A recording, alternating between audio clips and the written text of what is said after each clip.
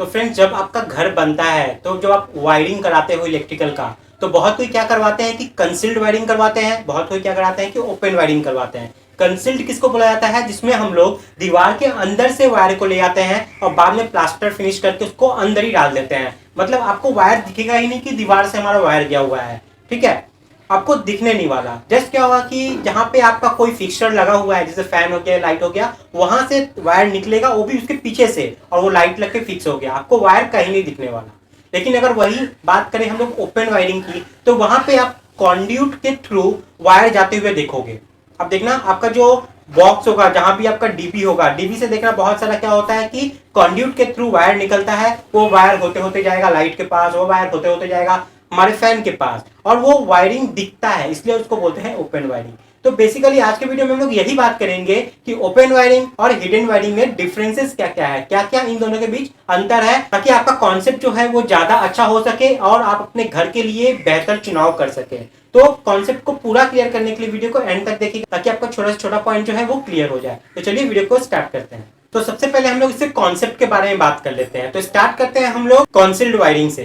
Concealed मतलब क्या होता है? कंसील्ड का मतलब होता है हिडन, जो कि कंसील्ड है किसी चीज के अंदर में, मतलब जो दिखाई नहीं देने वाला। तो हिडन का मतलब क्या हो गया कि जो चीज हमें दिखना ही नहीं है। जब आप घर में जाओगे ना, आप अपने घर की चारों दीवार को देखोगे तो कुछ नहीं दिख रहा है, लेकिन एक्चुअली में क्या कुछ नहीं दिख रहा है? उस दीवार के अंदर से आपकी वायर सब जा रही है, जिस वायर से आपका लाइट चल रहा है, पंखा चल रहा है। तो ये कंसील्ड वायरिंग का जो वायर है वो हम लोग कब डालते हैं? जब हम लोग कॉलम कास्टिंग करके, जब स्लैब कास्टिंग करते हैं ना, तो स्लैब में हम क्या करते हैं? कॉन्ड्यूट डाल देते हैं। जब स्लैब का हम लोग का बॉटम लेयर का रेनफोर्समेंट हो जाता है, तब हम लोग क्या करते हैं? कॉन्ड्यूट डाल देते हैं। जहां जहां पंखा जाने वाला है, डायमेंशन लेके ड्राइंग से हम लोग वहां पे वो बॉक्स डाल देते हैं, ताकि वहां से हमारा फैन का जो वायर है वो निकल सके हमारे फ्लैट के अंदर में।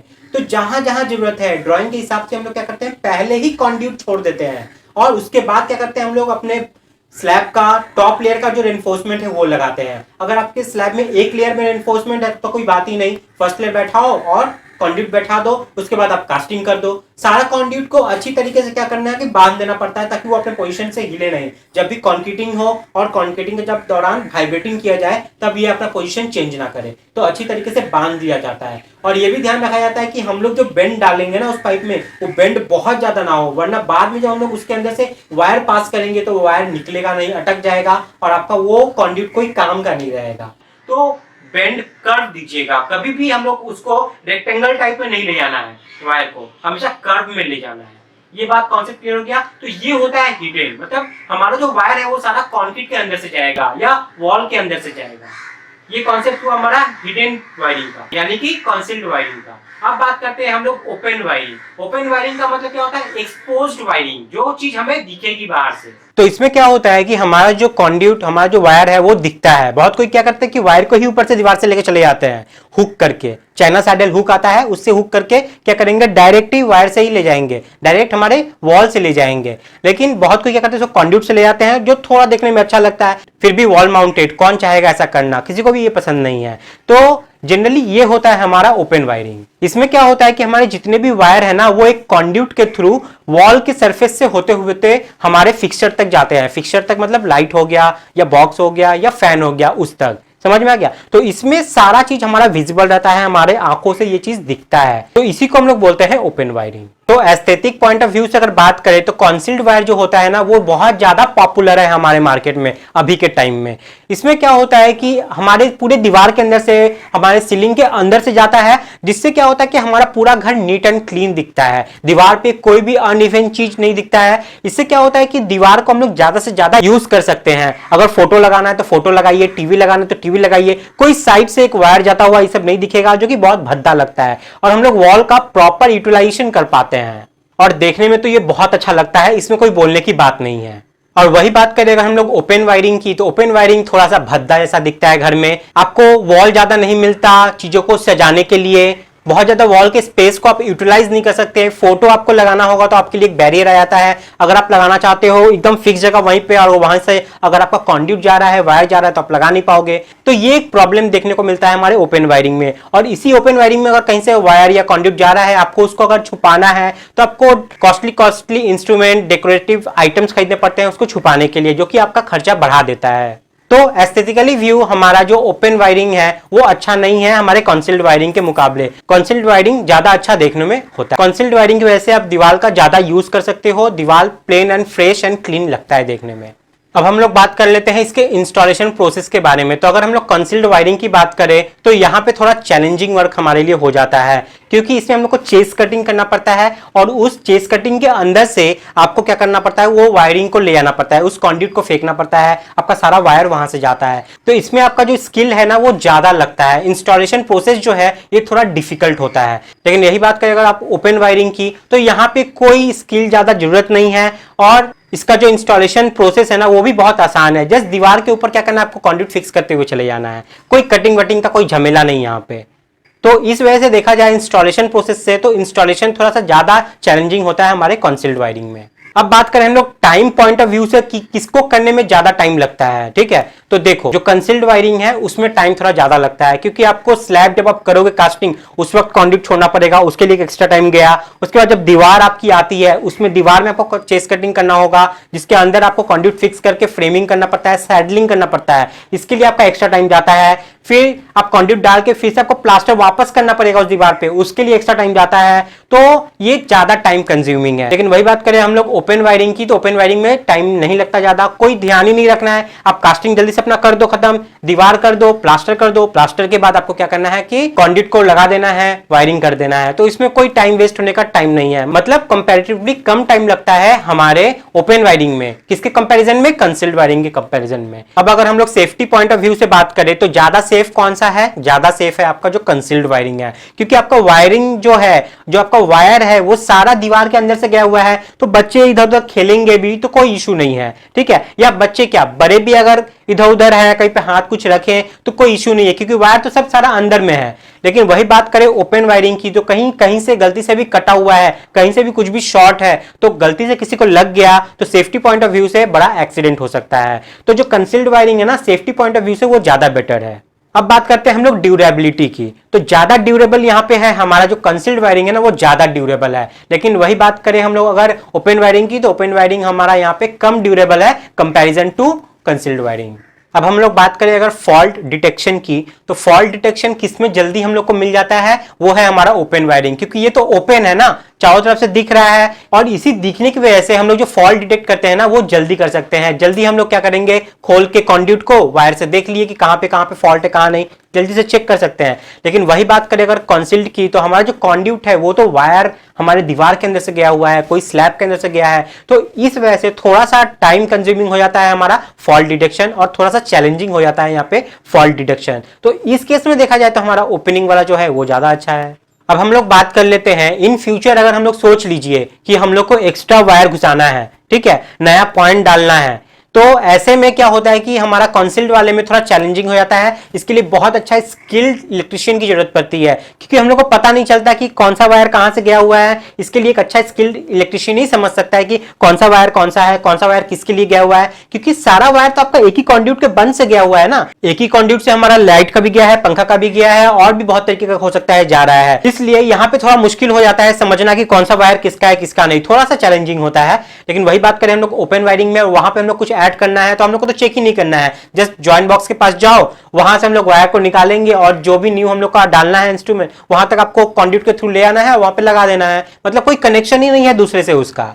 तो न्यू कोई लाइट आप ऐड करना चाहते हो या फैन ऐड करना चाहते हो तो ओपन वायरिंग वाले में आसान होता है, वो आप सरफेस से ले जाओ और डाल दो सीधा, कोई चैलेंजिंग इसमें कुछ है ही नहीं। अब हम लोग अगर पॉपुलैरिटी की बात करें तो जो कंसील्ड वायरिंग है ना वो आज के टाइम में हर जगह फॉलो किया जाता है। अगर आप छोटे छोटे घर में भी जाओगे तो यही फॉलो करते हैं। लेकिन जो ओपन वायरिंग है ना यह बहुत पुराना हो चुका है, अब कहीं पे इसको यूज नहीं किया जाता। बहुत अगर आप बहुत गांव में चले जाओगे, बहुत जो पीछे है, अगर वहां पे कोई टेक्नोलॉजी भी आई नहीं है, जहाँ के इलेक्ट्रिशियन एकदम नॉर्मल है, वो लोग इसको सरफेस से कर देते हैं। लेकिन जनरली देखा जाए हमारे ये मेट्रोपॉलिटन एरिया में यहाँ पे कहीं भी ओपन वायरिंग नहीं किया जाता, सब कंसील्ड करवाते हैं। अब हम लोग बात करते हैं रिस्क ऑफ फायर की। तो जो हमारा कंसील्ड वायर है ना वो सेफ्टी पॉइंट ऑफ व्यू से मैंने पहले ही बताया कि अच्छा है। तो अगर आग वाग लगती है तो वो तो दीवार के अंदर छुपा हुआ है, तो वहां पे वो वायर में आग लगने के चांसेस कम जाते हैं, शॉर्ट सर्किट का चांसेस कम जाता है, किसी चीज से वो वायर टूट ना जाए, बाई चांस अगर मान लो कि हम कुछ चला के मार दिए उस दीवार पे, अगर वहां पे कॉन्ड्यूट था तो कॉन्ड्यूट टूट जाएगा। लेकिन वही अगर वो चीज कॉन्सिल्ड अंदर घुसा हुआ है, कॉन्सिल्ड होके दीवार के अंदर में है, तो कुछ नहीं होगा उसको। तो इस तरीके से भी मैकेनिकली भी वो सेफ है। तो सेफ्टी पॉइंट ऑफ व्यू से हो गया, फायर पॉइंट ऑफ व्यू से हो गया, मैकेनिकली पॉइंट ऑफ व्यू से, टीयरिंग के ऑप्शन से, हर जगह से अगर आपका जो वायर है वो कॉन्सिल्ड है अंदर में तो वो सेफ है, अगर ओपन में है तो वो खतरा है आपके लिए। अब हम बात करते हैं कि सपोज मान लीजिए कि हम लोग को कुछ पॉइंट चेंज करना है। आज मेरा ये बॉक्स यहाँ पे स्विच लगा हुआ है, हम लोग चाहते हैं कि पूरा घर को ही चेंज करेंगे, ये स्विच को कन्वर्ट कर देना है उधर पे, ठीक है। तो ये चैलेंजिंग नहीं है ओपन वायरिंग के केस में। हम लोग क्या करेंगे, यहां से इसको खोल के ले जाएंगे, बस कंडक्ट को खोल के दूसरे सरफेस पे ले जाना है। ओपन वायरिंग में बहुत आसानी से हो जाता है। लेकिन वही बात करें अगर हम लोग कंसील्ड वायरिंग की, तो कंसील्ड वायरिंग में ये थोड़ा डिफिकल्ट हो जाता है, क्योंकि वहां से स्विच निकालना पड़ेगा, वापस से आपको चेस कटिंग करके जहां पे आप न्यू पॉइंट फिक्स करना चाहते हो ना वहां तक ले जाना पड़ेगा। उसके बाद कंड्यूट फिर बैठाओ, बॉक्स को फिक्स करो, और जो आप चेस कटिंग करके काटे हो उसको वापस से प्लास्टर करो, पेंट करो, पेंट का फिर कलर मैच करेगा कि नहीं करेगा, ये झमेला। तो ये सब इश्यू आ जाते हैं उस समय में। अब अगर हम लोग वेदर कंडीशन की बात करें, तो अगर बारिश का मौसम है, ठीक है, या ह्यूमिडिटी बहुत ज्यादा है, तो ऐसे केस में अगर आपका जो वायरिंग है वो सरफेस पे किया हुआ है और आपके घर में वाटर सिप होता है, तो शॉर्ट सर्किट का चांसेस बहुत ज्यादा बढ़ जाता है। पानी आपके इलेक्ट्रिकल वे में जाएगी, आपकी इलेक्ट्रिकल अप्लायंसेस जो है वो शॉर्ट सर्किट हो के खराब हो सकते हैं, या कोई जाके बंदा उसको छुएगा तो उसको करंट मार सकता है। तो ये चीज सेफ नहीं है जो ओपन वायरिंग है हमारा इस सब वेदर कंडीशन के कंडीशन में। लेकिन वही चीज आपका अगर कंसील्ड है, दीवार के अंदर में है, तो अगर थोड़ा बहुत अगर पानी अगर सरफेस से आता जाता है तो आपको डर नहीं है कि आपको करंट मारेगा या शॉर्ट सर्किट होगा, कंपैरेटिवली कम होता है। लेकिन ऐसा नहीं है कि नहीं है, अगर बहुत ज्यादा सीप पड़ता है, दीवार के आर पार अगर पानी जा रही है तब तो कर ही सकता है, कोई भी ऐसा पॉसिबिलिटी है ही। लेकिन कंपैरेटिवली बहुत ज्यादा चांसेस यहाँ पे कंसील्ड वायरिंग में घट जाते हैं इस केस के एक्सीडेंट से। तो वेदर कंडीशन में ज्यादा सेफ कौन सा है हमारा, कंसील्ड वायरिंग। अब हम लोग अगर इलेक्ट्रिकल शॉक की बात करें, तो जो कंसील्ड वायरिंग किया हुआ है ना उसमें तो सारा चीज अंदर है, तो इलेक्ट्रिकल शॉक की यहाँ बात ही नहीं आती। लेकिन वही बात करें अगर हम लोग ओपन वायरिंग की, तो ओपन वायरिंग में हमारा एक्सपोज्ड होने के कारण इलेक्ट्रिकल शॉक का चांसेस बढ़ जाता है। अब बात करते हैं leakage of water and cracks के बारे में, ठीक है। जैसे आप टॉयलेट हो गया, किचन हो गया, या बेडरूम ही मान लो ना, जब भी आप कंसील्ड वायरिंग करोगे तो उसके लिए आपको चेस कटिंग करना पड़ता है। चेस कटिंग करने से क्या होता है कि हमारा जो दीवार है वो कमजोर हो जाता है। एक तो दीवार है आपका मान लीजिए 5 इंची का, अब काट दोगे 2 इंची के लगभग आपको चेस कटिंग के लिए, तो बचा कितना, ठीक है। फिर बाद में हो सकता है आप उसको फिर से मोटर कर दो, तो कितना भी कर दोगे ना, तो चेस कटिंग के लिए जो हम लोग हैमरिंग करते हैं तो क्रैक तो आना ही है कहीं ना कहीं। जो चीज बहुत सारा ऐसा हेयर क्रैक होता है जो हम लोग को दिखता नहीं है, जो विजिबल नहीं होता है, लेकिन इन फ्यूचर जाके वो बड़ा होने लगता है धीरे धीरे, वहां से वाटर सिप कर सकता है। तो ये सब डिसएडवांटेज है हमारे कंसील्ड वायरिंग के, अगर प्रॉपर तरीके से नहीं करते हो तो आपको टेक्नोलॉजी अच्छा यूज करके अगर करते हो, हमारे दीवार को कोई हार्म नहीं पहुंचाते हो, तो जाके ये सेफ है। लेकिन कितना भी आप कर लो, हमारे ओपन वायरिंग से ये ज्यादा सेफ नहीं है। हम इस पॉइंट ऑफ व्यू में जिसमें हम बात कर रहे हैं वाटर लीकेज और क्रैक्स के मामले में। लेकिन वही बात करें ओपन वायरिंग की, तो उसमें कोई क्रैक आने का बात ही नहीं है। आपको जस्ट सैडल फिक्स करना है, कंडक्ट लगाना है, वायर उसके अंदर से ले आना है। तो इस वे में अगर देखोगे तो ज्यादा सेफ है हमारा ओपन वायरिंग। अब बात करते हैं replacement and reuse of materials के बारे में। तो देख लीजिए, अगर कंसील्ड वायरिंग में जो हम लोग कंड्यूट अंदर डाल दिए हैं, बाद में क्या आप उसको निकाल लोगे, नहीं निकाल पाओगे। वायर अगर हो सकता है कहीं टान के निकाल भी लो, लेकिन फिर भी ये थोड़ा सा लेंदी प्रोसेस हो जाता है, थोड़ा सा प्रोसेस लेंदी हो जाता है। लेकिन वही बात करें अगर हम लोग ओपन वायरिंग की, तो ओपन वायरिंग में जो भी आप वायर लगाए हो या हो जाए जो भी कंड्यूट लगाए हो, उसको खोल के आप दूसरी जगह फिर से लगा सकते हो, रीयूज उसको कर सकते हो आराम से, और ये बहुत ही शॉर्ट पीरियड ऑफ टाइम में हो जाएगा आपका। अब बात करते हैं हम लोग रिपेयरिंग की, तो जो हमारा कंसील्ड वायरिंग है ना, उसका रिपेयरिंग का प्रोसेस जो है वो थोड़ा ज्यादा डिफिकल्ट है। और वही बात करें हम लोग ओपन वायरिंग की, तो उसका रिपेयरिंग का जो प्रोसेस है वो आसान है। अब हम लोग बात करते हैं लाइफ की, कि कौन ज्यादा अच्छा चलता है। तो जो कंसील्ड वायरिंग है ना, उसका लाइफ स्पैन ज्यादा होता है हमारे ओपन वायरिंग के मुकाबले, ओपन वायरिंग का कम होता है। अब हम लोग बात करते हैं कॉस्ट के बारे में, कि किसमें ज्यादा खर्चा पड़ता है। तो ये आप समझ ही गए होंगे खुद ही कि कौन सा ज्यादा कॉस्टली है। हमारा जो कंसील्ड है ना वो ज्यादा कॉस्टली है, क्योंकि एक तो हमको चेस कटिंग के लिए एक्स्ट्रा पैसा देना है, उसके बाद कंडक्ट फिक्स करो वो तो अलग हो गया, उसके बाद फिर से उस पर प्लास्टर करो वो अलग एक खर्चा हो गया। तो यहाँ पे खर्चा ज्यादा है, तो ये ज्यादा एक्सपेंसिव होता है हमारे ओपन वायरिंग के केस में। लेकिन ओपन वायरिंग हमारा सस्ता पड़ता है हमारे कंसील्ड वायरिंग के कंपैरिजन में। तो ये सब कुछ डिफरेंसेस थे जो कि आपको हेल्प कर सकते हैं चुनने में कि कौन सा ज्यादा बेटर है आपके लिए। ये डिपेंड करता है ज्यादा दिन तक कौन सा चलाना चाहते हो। आप लॉन्ग टर्म के लिए करना चाहते हो कुछ, तो आप कंसील्ड के लिए जाइए। अगर आप कोई घर कुछ समय के लिए लिए हैं, जस्ट कुछ दिन ही रहेंगे टेम्पररी बेसिस पे, तो आप ओपन करवाइए, बाद में हटा देना खोल के और उसको वापस से यूज कर लेना कहीं पे। तो मैं उम्मीद करता हूं वीडियो आपको पसंद आया होगा, अपने जूनियर्स के साथ इसको शेयर जरूर कीजिएगा। और अगर आपके पास और ज्यादा कुछ आप जानते हो, आपके पास और ज्यादा नॉलेज है, तो आप प्लीज मेरे व्यूअर्स को कमेंट करके जरूर यहाँ पे बताया, ताकि वो यहाँ पे आके और ज्यादा यहाँ से आपसे नॉलेज ले पाए। तो आज की वीडियो में इतना ही है, नेक्स्ट वीडियो में फिर क्वेश्चन लेके आऊंगा आप लोगों के लिए। तब तक के लिए बाय, टाटा, जय हिंद।